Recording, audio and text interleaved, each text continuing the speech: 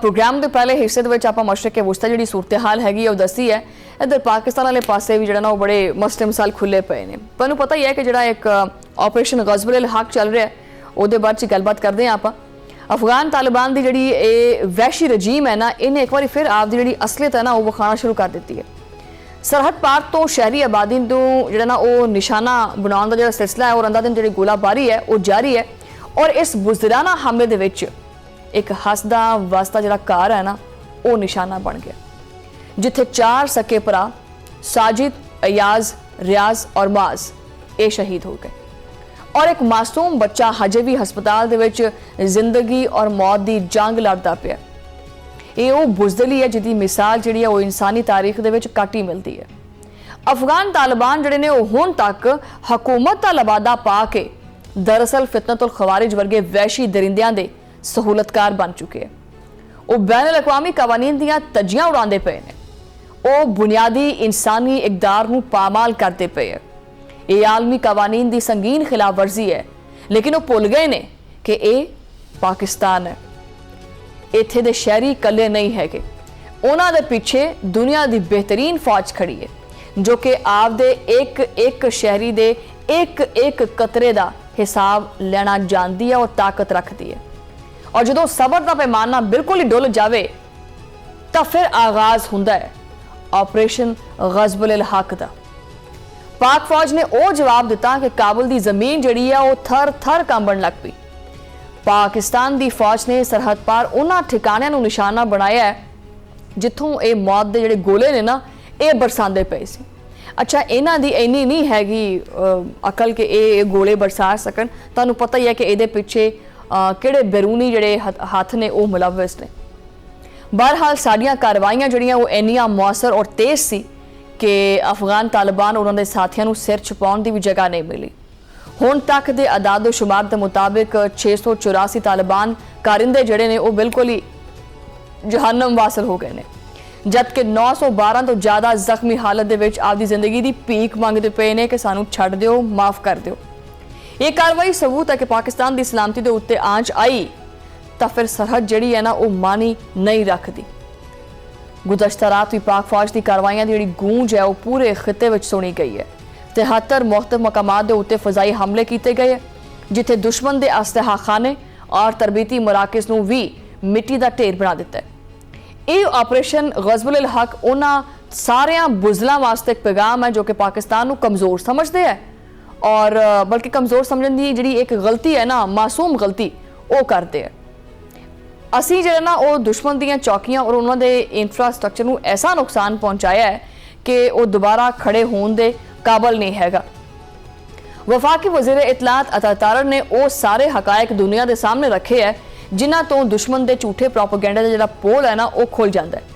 पाक फौज दी कार्रवाइयां के दौरान हुण तक अफगान तालिबान की 252 चेक पोस्टां तबाह कीतियां ने।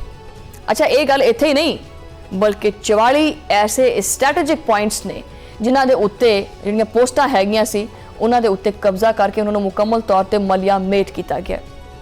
दुश्मन का वो भारी असलहा जिहदे उत्ते वो इतरांदे सी कि जी साडे कोले बहुत कुछ हैगा, वो टीन डब्बा लोहा बनिया पिया। 229 टैंक्स आर्मड जिहड़ियां गाड़ियां ने वो और वड्डियां वड्डियां तोपां ने वो तबाह कर दित्तियां गईयां ने।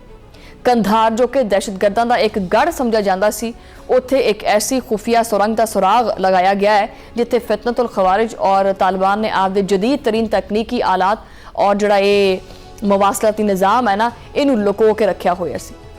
पाक फौज ने इस सुरंग नूं जमीन बोस जिहड़ा ना वो कर दिता है और जिथे उन्होंने एक पूरा नेटवर्क सी ना वो बिल्कुल ही निढाल हो गया, मफलूज हो गया। चतराल सैक्टर दे विच बादीनी पोस्ट जिहड़ी हैगी है उहदे उत्ते मौजूद दहशतगर्दां दे जंप ऑफ पॉइंट नूं भी जमीनी और फजाई हमलियां दे जरिए ऐसा निशाना बनाया गया है कि उत्थे मौजूद जिहड़ी चीज़ सी और उत्थे मौजूद जिहड़े दहशतगर्द सी वो इबरत का निशान बन गया। पाकिस्तान की अफवाज ने क्वाडकॉप्टर्स और जदीद ड्रोन जी टेक्नोलॉजी हैगी है उसका इस्तेमाल किया है कि दुश्मन नूं समझ ही नहीं आई कि यह मौत किहड़े पासों आती पई है। अफगान तालिबान हुण खुल के फितनतुल खवारिज के सहूलतकार बन चुके हैं। ये वो गिरोह है जिहड़ा इस्लाम का नाम लैके मुसलमानों का ही खून जिहड़ा बहान लग पे। काबल दे विच ये बैठी जिहड़ी रजीम है उन्होंने पनाह देंदी है, उन्होंने तरबियत देंदी है और फिर उन्होंने पाकिस्तान के खिलाफ इस्तेमाल करती है और आप ये पैसे खाती है भारत के कोलों। लेकिन ये जिहड़ा गठजोड़ है हुण इहदे आपदे ही गल दा फंदा बन गया। पाक फौज दीयां कार्रवाइयां ने उन्हां दे दरमियान दरारां पा दित्तियां और वो हुण एक दूजे दे उत्ते ही इल्जाम तराशी करदे पे। उन्हां दी मायूसी और बेबसी दा ये आलम है कि वो हुण मासूम शहरियां नूं निशाना बना के आपदी नाकामी छुपाउण दी कोशिश करते हैं। तालिबान रजीम एक जिम्मेदार मुल्क की तरह काम करने की बजाय इंतहाई एक इंतहा पसंद ग्रोह की तरह बर्ताव करती है। इन्हों ना आलमी कवानीन का कोई ख्याल है और ना ही इंसानियत का। लेकिन ये गल सुन लैन कि पाकिस्तान ने दहशतगर्दी के खिलाफ जिहड़ी जंग जित्ती है ना, वो पूरी दुनिया मिल के नहीं जित सकी। असी सवात तो लैके वजीरिस्तान तक इन्हां सारियां करिंदियां दा सफाया किया और हुण सरहद पार बैठे जिहड़े इन्हां दे आका ने वो भी महफूज नहीं रहणगे। वो भी विचों विचों डरदे है, पता उन्होंने सारा लग चुका कि साडे नाल होया की है, वो भी महफूज नहीं रहणगे। ऑपरेशन गज़बुल हक जिहड़ा ना वो इस टाइम भी जारी है, जदों तक फितनतुल खवारिज का जिहड़ा आखिरी ठिकाना और इन्हां दा आखिरी सहूलतकार खत्म नहीं ना हो जाता। अफगान वजारत दफा आपदी शिकस्त की जिहड़ी खफत है ना, उन्होंने मिटाउण वास्ते सोशल मीडिया के उत्ते झूठे बेबुनियाद दावे करती पई है। उन्होंने वाना दे विच एक कामयाब हमले का शोर मचाया है, लेकिन हकीकत की निकली? हकीकत यह सी कि जनूबी वजीरिस्तान दे विच एक ड्रोन नूं साडी फोर्सिस ने कामयाबी दे नाल मार दिता। साडे किसी भी जिहड़ा एक कहंदे ना फौजी तनसीब या शहरी या इंफ्रास्ट्रक्चर उन्होंने 1 इंच का रत्ती बराबर भी नुकसान नहीं पहुंचिया। ये तो हैगी है इन्हां दी औकात। ये सिर्फ अफवाह फैलाते ये ना तनू जी तरतीब है ना, जो पैटर्न है वो देख के समझ आ गया होएगा। जिस तरह भारत के कोले कोई गल या कोई सिर पैर नहीं ना हुंदा, इसी तरह जनाबे वाला इन्हां दे कोले भी कोई सिर पैर नहीं हुंदा। उन्होंने तो मिनिस्ट्री ऑफ इंफॉर्मेशन ने बकायदा ये नोटिफिकेशन जारी करता कि भी आ टीवी चैनल्स बंद कर दो, ये गल हुंदी नहीं तो फैला देंदे है। बिल्कुल इसी तरह हुण अफगानिस्तान भी अफवाह फैलांदा पे, जबकि पाक फौज जिहड़ी है वो एक्शन करके दिखाती है। ठीक है ना, वो कहते हैं ना कि action speaks louder than words. ये वही है, ये सिर्फ वर्ड्स बोल सकते हैं और असीं एक्शन करके दिखाने। पाकिस्तानी हुकूमत और सिक्योरिटी जराए ने यह चीज़ वाजे कर दी है कि साडी अफवाज ने कभी भी किसी शहरी आबादी को निशाना नहीं बनाया। जिहड़ा कि एक पिछले दिनों भी जिक्र किया सी कि एक निजी चैनल हैगा, इंटरनेशनल मीडिया हैगा, उन्हें अफगानिस्तान में जाके एक कवरेज की है कि ये देखें जी यहाँ पर आम शहरी जो है वो निशाना बनाए जा रहे हैं। जबकि पाकिस्तान का मौकफ हमेशा ये रहा है कि असीं आम शहरियों को निशाना नहीं बनाते, जिदा कि अफगानिस्तान का मीडिया भी प्रोपेगेंडा करता है। साडा हदफ सिर्फ वो चैक पोस्टां हुंदियां, वो मराकज़ हुंदे है जिथे बह के पाकिस्तान के उत्ते हमला करन दी एक मुकम्मल तौर पर मनसूबाबंदी हुंदी है। असीं एक जिम्मेदार एटमी कुवत हाँ, जिथे साडी जिहड़ी हदूद है वो तो सानू पता है कि साडी कितनी एक हदूद हैगी है।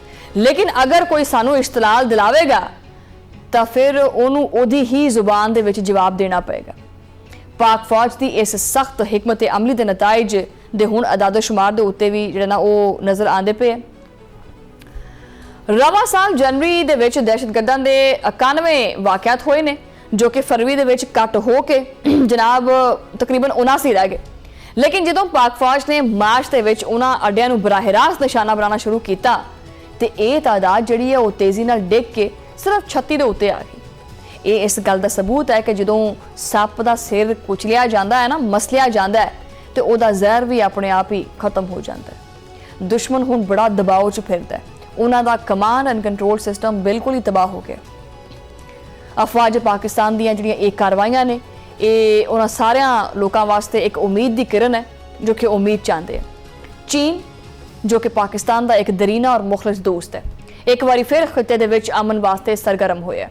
वो चाहता है कि पाकिस्तान और अफगानिस्तान के दरमियान कशीदगी घट होवे और जिहड़ा मुज़ाकरात का आगाज़ है ना वो होवे। तो जनाब पाकिस्तान तो हमेशा ही अमन का हामी रहा और असीं किहड़ा कहने कि भी असीं मुज़ाकरात नहीं करने, साडे वास्ते तो मुज़ाकरात दे बूहे बिल्कुल खुले ने, असीं हमेशा खोल के रखे। लेकिन अगर कोई साडे नाल कुछ ऐसे मुतालबात करे तो साडे नाल कोई जुबान इस तरह इस्तेमाल करे तो फिर असी भी उन्होंने ओदी टोन दे विच ही जवाब देवांगे। वो चाहे अफगानिस्तान की सरजमीन होवे या कोई होर सरजमीन होवे। माजी दे विच कतर, तुर्की और सऊदी अरब ने भी कोशिशां कीतियां, लेकिन वो सारे इस नुकते दे उत्ते आके रुक गए कि भाई अफगान तालिबान TTP के खिलाफ कार्रवाई तो असीं कतराने आ और इन्हां दहशतगर्दां दे कोले जिहड़ा ना वो समझ लो कि एक इन्हां दहशतगर्दां नूं अफगानिस्तान जिहड़ा ना एक पता बना के इस्तेमाल करता है ताकि वो पाकिस्तान के उत्ते जिहड़ा दबाव है ना वो बरकरार रख सके। जिस तरह कि मैं तुहानूं पहले भी कहा सी कि अफगान जिहड़ी रजीम हैगी है ये दहशतगर्दी या दहशतगर्दी मिलीटेंट जिहड़े ग्रुप्स हैगे ने वो फिर शायद इन्हां नूं अपनी एक हुकूमती पॉलिसी के तहत इस्तेमाल करते हैं ताकि जिहड़ा हमसाया हैगा उहदे उत्ते जिहड़ी धाक है वो बिठाई जा सके। लेकिन हुण जिहड़ी पाकिस्तान की पॉलिसी है ना वो बिल्कुल बदल चुकी है। पाकिस्तान ने आपकी पॉलिसी बदल ली है। वो हुण जिहड़ा दबाव का जवाब है ना उन्हें आख्या भी असीं हुण धमाके नाल देना।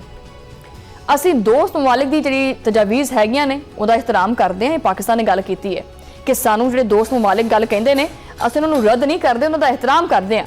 लेकिन जनाब पाकिस्तान की सलामती के उत्ते कोई भी सौदेबाजी नहीं होएगी।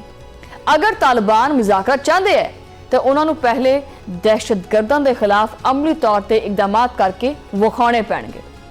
पाकिस्तान की आवाम आपदी फौज के नाल सीसा पिलाई दीवार बन के खड़ोती है और हमेशा खड़ोती रहेगी। दुश्मन किन्ना ही भावें मक्कार क्यों ना होवे उहदा अंजाम जिहड़ा वो बुरा ही हुंदा है। ऑपरेशन गज़बुल हक इस जज्बे का नाम है जो कि हर पाकिस्तानी के दिल दे विच मौजूद है। असी एक ऐसी कौम है जिन्हें हमेशा मुश्किल वक्त दे विच आपदे दुश्मन नूं जिहड़ी है ना वो मिट्टी चटाई है। और इस रमज़ान के मुबारक महीने दे विच इन्हां मुबारक अयाम दे विच असी ये अहद करते हैं कि इस पाक मिट्टी की हिफाजत वास्ते असी किसी भी हद तक सानूं जाना पिया असी जावांगे। तो दुश्मन होशियार रहे क्योंकि हुण सिर्फ दफा नहीं करांगे असी घर दे विच घुस के मारांगे। पाकिस्तान का परचम हमेशा सरबुलंद रहेगा और दहशतगर्दी का जिहड़ा ये नासूर है वो हमेशा वास्ते दफन हो जाएगा।